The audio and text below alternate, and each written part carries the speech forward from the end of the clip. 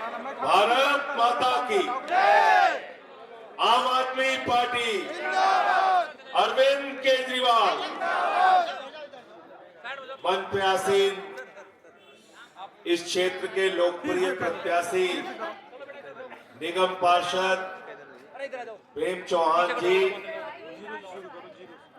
और आप सब जो इतनी भारी तादाद में यहां पर इकट्ठा हैं, ये इस बात का संकेत है कि 2013 में भी हम देवली जीते, 15 में भी हम देवली जीते, 20 में भी हम देवली जीते और 25 में भी बड़े बहुमत के साथ देवली जीते। तैयार है सब लोग? साथियों और दोस्तों, 5 तारीख को जब अपना वोट देने के लिए जाना तो याद करके जाना कि लोकतंत्र के मालिक आप हैं। ये वोट देने की ताकत जो आपको मिली, ये शहीद आजम भगत सिंह की कुर्बानी से, शहीद सुखदेव की कुर्बानी से, शहीद राजगुरु की कुर्बानी से, शहीद चंद्रशेखर आजाद की कुर्बानी से, शहीद अशफाकुल्लाह की कुर्बानी से और 16 साल के खुदीराम बोस ने जब फांसी के फंदे को चूमा तब ये मुल्क आजाद हुआ और आपको वोट की ताकत दी। और बाबा साहब डॉक्टर भीमराव अंबेडकर जी ने, राष्ट्रपिता महात्मा गांधी ने, मौलाना अबुल कलाम आजाद ने, हिंदुस्तान के तमाम महापुरुषों ने सोचा ये देश कैसे चलेगा, इस देश की व्यवस्था कैसे चलेगी, तो बाबा साहब डॉक्टर भीमराव अंबेडकर जी ने भारत के लिए एक संविधान लिखा और ये देश उस संविधान के मुताबिक चलेगा। मैं आपसे कहना चाहता हूं, ये देश बाबा साहब के द्वारा लिखे गए संविधान से चलेगा, किसी मोदी और अमित शाह के फरमान से नहीं चलेगा। किसी मोदी और अमित शाह के फरमान से नहीं चलेगा। और यही लड़ाई है भारतीय जनता पार्टी से।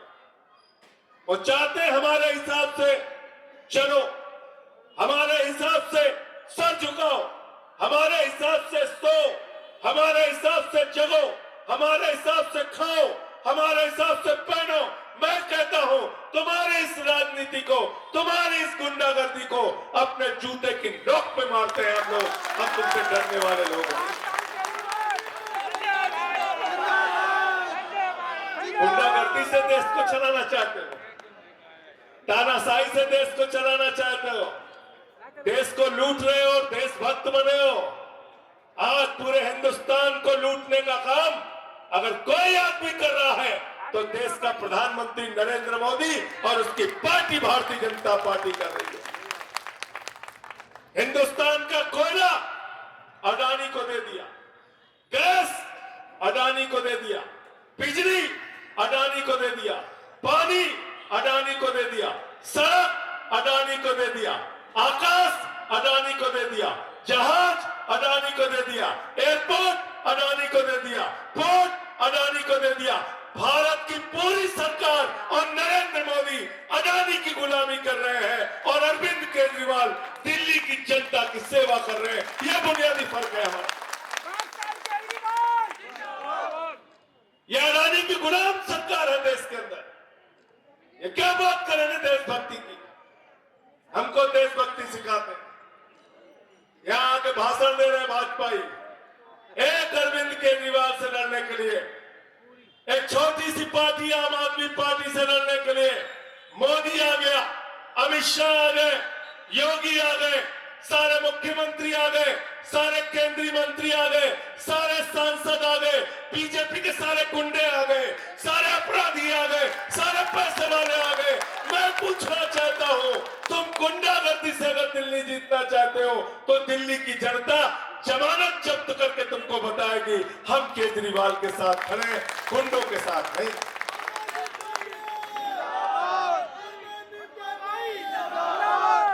एक से गुंडा पाल रखे, एक से गुंडा पाल रखा। वो परवेश वर्मा, उसकी भाषा सुन लो, ये रमेश बिदुड़ी, इसकी भाषा सुन लो। सारे लोग गुंडागर्दी से जीतना चाहते हैं दिल्ली, आके धमका रहे हैं, रुपया बांट रहे हैं, साड़ी बांट रहे हैं, चादर बांट रहे हैं, एक जना मुझे पता चला जूते भी बांट रहे हैं। मैंने कहा जूते क्यों बांट रहे हैं? तो मुझे चाचा ने कहा, एक चाचा मिल गए मुझे, मैंने कहा चाचा जूते क्यों बांट रहे हैं? कहने लगे भैया इनका कर्म ऐसा है कि जूते से मारा जाए इनको। हमने कहा नहीं, मारना मत, मारपीट ठीक बात नहीं, हम लोग अहिंसा में यकीन रखने वाले हैं, ये देश संविधान के हिसाब से चले। साथियों और दोस्तों, जब अपना वोट 5 तारीख को देने के लिए जाना तो याद करके जाना, लोकतंत्र के मालिक आप हो। आप जिसको चाहते हो विधायक बनता है, आप जिसको चाहते हो सांसद बनता है, आप जिसको चाहते हो मंत्री बनता है, आप जिसको चाहते हो मुख्यमंत्री बनता है, आप जिसको चाहते हो देश का प्रधानमंत्री बनता है। और मुझे याद है 2015 में नरेंद्र मोदी जी पूरा देश जीत के आए थे, झारखंड जीत के आए थे, हरियाणा जीत के आए थे, महाराष्ट्र जीत के आए थे। इसी रामलीला के मैदान में कहा था ये केजरीवाल तो बदनसीब है, इसको जंगल में भेज दो। मैंने उसी दिन कहा था मोदी जी ये लोकतंत्र है, जमहूरियत है, डेमोक्रेसी है, यहाँ जनता मालिक होती है। और दिल्ली की जनता ने संसद विधायक देके केजरीवाल को विधानसभा में भेजा और 3 विधायक देके नरेंद्र मोदी को जंगल में भेज दिया, जंगल में भेज दिया। और दिल्ली के अंदर 5 साल काम किया केजरीवाल ने, बिजली फ्री, पानी फ्री, शिक्षा फ्री, इलाज फ्री, माता बहनों के लिए बस की यात्रा फ्री, बुजुर्गों के लिए तीर्थ यात्रा फ्री। हर काम का विरोध किया भाजपाइयों ने, बोले बजट बर्बाद हो जाएगा, दिल्ली तबाह हो जाएगी। लेकिन सब कुछ फ्री देने के बाद अरविंद केजरीवाल ने कहा मैं इनकम टैक्स का कमिश्नर रहा हूं, सब कुछ फ्री देने के बाद दिल्ली का बजट मुनाफे का बजट है पिछले 10 साल से। क्योंकि हमने ईमानदारी से सरकार चलाई और नरेंद्र मोदी ने देश का 16 लाख करोड़ रुपए चंद पूंजीपतियों का माफ कर दिया। 16 लाख करोड़, 16 लाख करोड़ की डकैती डाली बीजेपी ने। जीरा लगाते लगाते थक जाओगे, इतना पैसा लूट लिया। और तुमको कहा हिंदू मुसलमान के नाम पे लड़ते रहो, तुम लड़ो हम देश को लूटेंगे, तुम झगड़ा करो हम देश को लूटेंगे, तुम जाति धर्म के नाम पे बटो हम देश को लूटेंगे। योगी बाबा आए उत्तर प्रदेश, मैं गया था, मेरे पर 23 मुकदमा किया बाबा ने, बोला सुधर जाओ उत्तर प्रदेश से बाहर निकल जाओ। मैंने कहा बाबा जी अभी 23 लिखा है, 230 मुकदमे लिखो, कुछ फर्क पड़ने वाला नहीं है, कुछ भी फर्क पड़ने वाला नहीं है। मुझे पत्रकारों ने कहा योगी जी जहां भाषण दे रहे थे उसके नीचे लिखा था बटोगे तो कटोगे। हमने कहा हम बताते दिल्ली में क्या होगा। दिल्ली के अंदर कोई बटेगा नहीं, हिंदू, मुसलमान, सिख, ईसाई, अगड़ा, पिछड़ा, दलित, सवर्ण, ऑटो वाला, रिक्शा वाला, रेहड़ी वाला, गरीब आदमी, झुग्गी वाला, सारे लोग मिलके एक ही नारा लगा रहे हैं, न पटिए न कटिए, मिलके बीजेपी को रपटिए।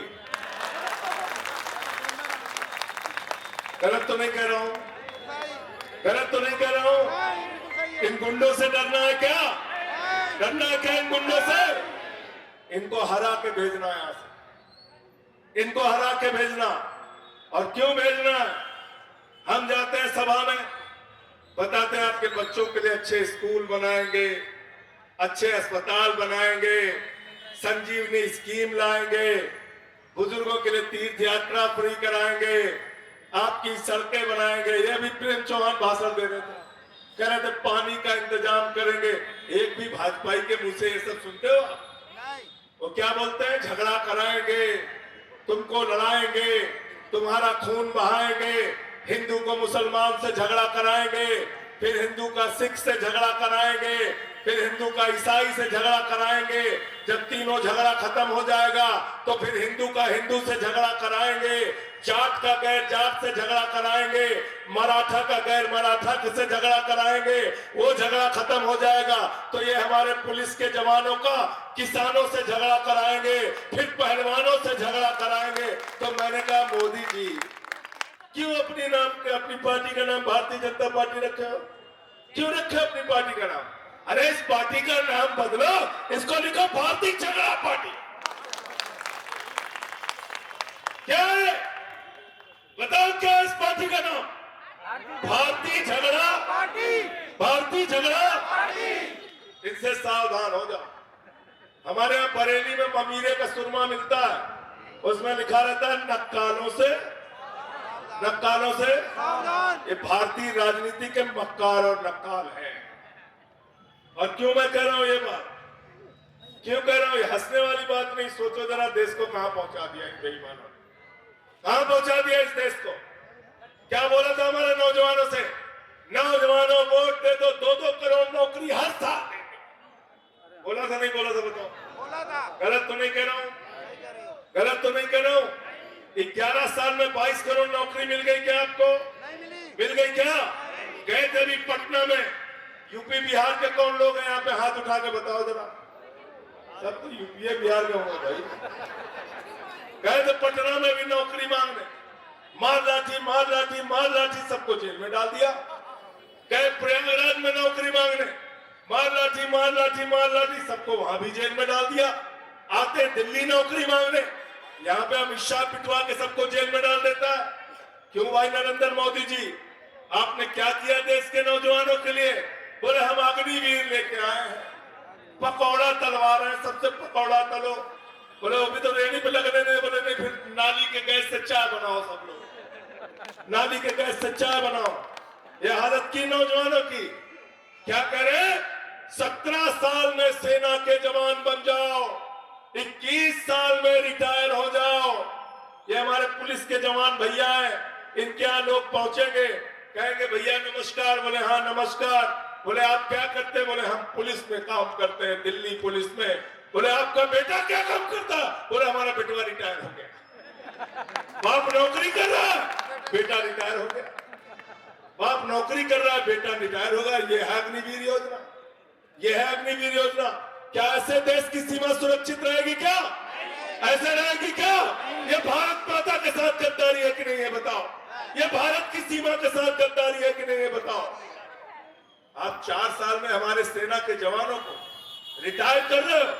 ये अमित शाह का बेटा जैसा जिसको बल्ला पकड़ना नहीं आता, वो बीसीसीआई का चेयरमैन बनेगा और हमारे घर का लड़का 4 साल का जवान बनेगा। ये व्यवस्था हमें मंजूर नहीं है नरेंद्र मोदी जी।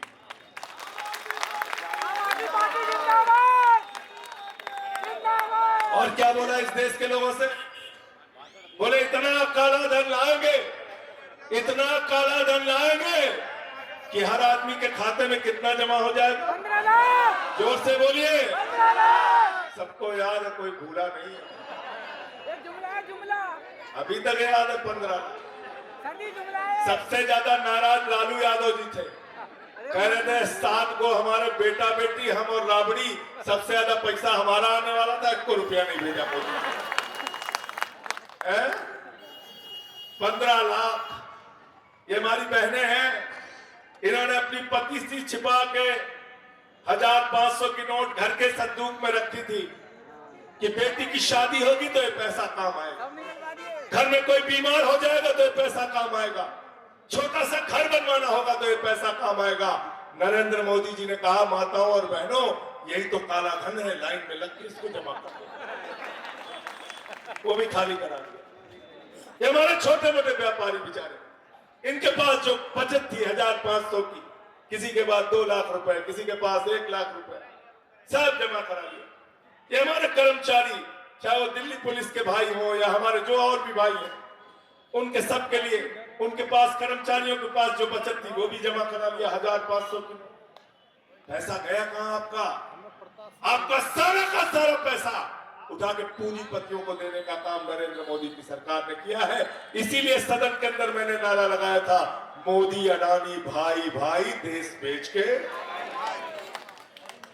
मुझे सस्पेंड कर दिया, जेल में डाल दिया, 6 महीने जेल में डाल दिया, 6 महीने जेल में डाल दिया। केजरीवाल जी को जेल में डाल दिया, सत्येंद्र जैन को 23 महीने तक जेल में डाल दिया, मनीष सिसोदिया को जेल में डाल दिया। तो एक तरफ वो पार्टी है जो आपसे झूठ बोलने का काम करती है और दूसरी तरफ अरविंद केजरीवाल है, मुख्यमंत्री बने, सरकारी स्कूलों का दौरा करने जाते थे, मकड़ी के जाले लगे रहते थे सरकारी स्कूलों में, बच्चे टाट पट्टी पे बैठ के पढ़ते थे। केजरीवाल ने आज उन्हीं जगहों पे ऐसे सरकारी स्कूल बनाए जहां एयर कंडीशन कमरे लगे हुए हैं, एथलीट के ग्राउंड बने हुए हैं, हॉकी के ग्राउंड बने हुए हैं, स्विमिंग पूल का निर्माण हुआ।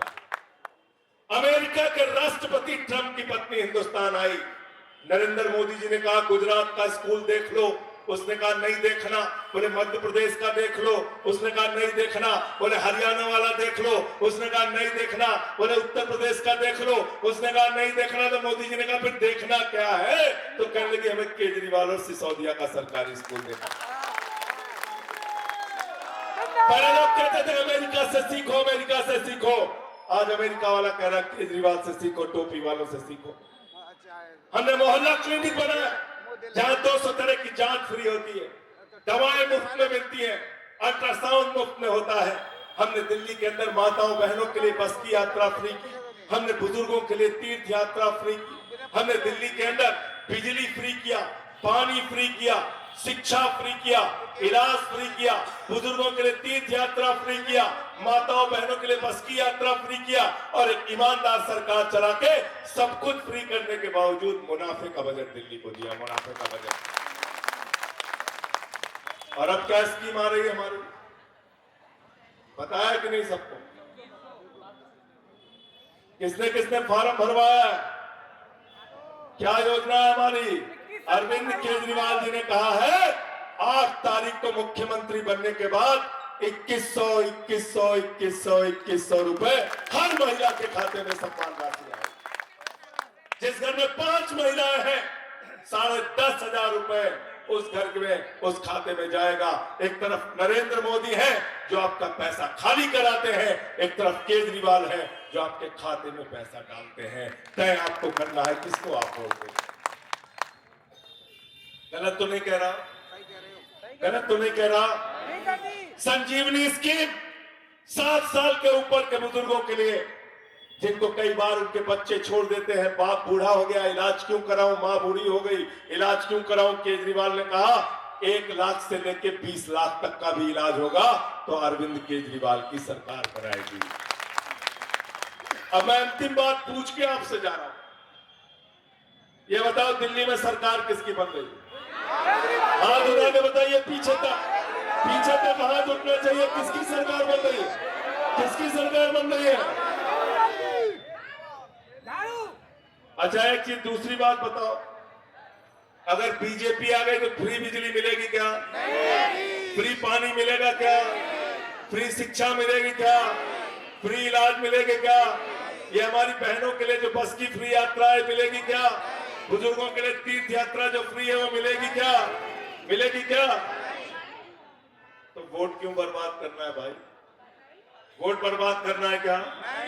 एक भी आदमी के दिमाग में अगर डाउट है, अगर संदेह है तो उनके दिमाग से वो संदेह निकाल कर फेंक देना। बटन कहां दबाना है? बटन कहां दबाना है? झाड़ू पे। प्रेम चौहान का निशान क्या है? केजरीवाल का निशान क्या है? और झाड़ू बहुत काम की चीज होती है। घर की सफाई करनी है तो क्या चाहिए? मोहल्ले की सफाई करनी है तो क्या चाहिए? और देवली की सफाई करनी है तो क्या चाहिए? और दिल्ली की सफाई करनी है तो क्या चाहिए? और देश की सफाई करनी है तो क्या चाहिए? और भाजपाइयों के दिमाग पर जो भूत सवार है तो भूत उतारने के लिए क्या चाहिए? देखा नहीं देखा है? देखा है नहीं देखा है? हमारे यूपी बिहार में जब किसी के दिमाग पे भूत सवार हो जाता है, उसकी टंगरी पकड़ के उठा के ले जाते हैं ओझा के पास, ओझा उसको मार झाड़ू मार झाड़ू मार झाड़ू, उसका भूत उतर जाता है। हमसे नाराज हो गए बीजेपी वाले, कहने लगे संजय सिंह जी आप ऐसा क्यों कह रहे हैं कि हमारे दिमाग पे भूत सवार है? हमने कहा रुका बचवा तो के पता हो देखा तेरे दिमाग में भूत सवार हो, हम बताओ तुमको। हमने बताया उनको। हमने कहा जब हम बड़े हुए तो हमारे माँ बाप ने सिखाया ईश्वर से डरना, प्रभु से डरना, भगवान से डरना, श्री राम से डरना। ये अंबर, ये धरती, ये प्रकृति, ये भगवान श्री राम लेके आए हैं, भगवान लेके आए हैं। लेकिन भाजपाइयों के दिमाग में इतना घमंड सवार है, इतना भूत सवार है, गाना बना रहे हैं हम राम को लेके आए। गाना बनाया नहीं बनाया। राम ने क्या किया? प्रभु श्री राम ने इनको अयोध्या में हरवा दिया, प्रयागराज में हरवा दिया, चित्रकूट में हरवा दिया, सीतापुर में हरवा दिया, रामपुर में हरवा दिया। अब बारी कहां की है? जोर से बोलिए, जोर से बोलिए। पीछे तक हाथ उठना चाहिए। हरा के भेजोगे ना? हरा के भेजोगे ना भाजपा को? दिल्ली से हरा के वापस भेजोगे ना? जमानत जब्त कराओगे ना इनकी? देवली से कौन जीतेगा? कौन जीतेगा? कौन जीतेगा? बहुत बहुत शुक्रिया, बहुत बहुत धन्यवाद।